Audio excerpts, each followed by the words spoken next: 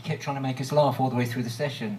They came to our practice room, Dave McCulloch from Sounds and him, and followed us around Birmingham for an afternoon, and tried to make me laugh all afternoon. And there's one shot in the book where you see me breaking into a smile, and it's a very ugly picture, I must say. So look out for that one. And he just caught me off guard. We were walking down this street of terraced houses, and I don't know what he did, but I turned round, and in fact that was a photo they used when they reviewed the album Crumbling the Antiseptic Beauty. They actually used that photo with me breaking out into a short smile. But so I think one, it's not too bad, is it? So, but how did you manage to stop anyone else from smiling? And I mean, you know, there's early on in the book, there's some complaints of some of the band members trying to sabotage photo shoots or not caring. And there's a quote here which actually kind of struck me. You said that any activity that demanded effort was left to me, even acts of vanity.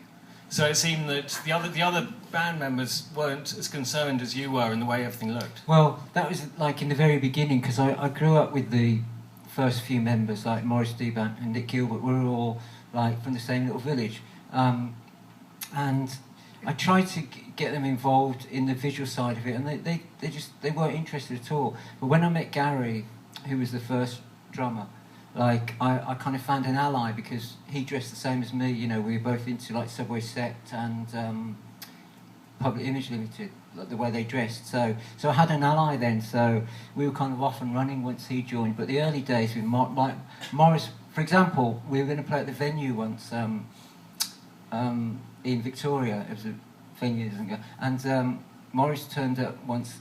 The night before, Maurice said, "I'm wearing a denim waistcoat." And like we had the biggest row ever. And I said, like, well, we're not Status Quo. What kind of band do you think you're in? You know, and he went, "I'm wearing my waistcoat." I went, "You haven't even got one." You know, he was going to borrow it off somebody. Just doing it to sabotage. Yeah, he was going to borrow it off someone just to like show me out. Yeah.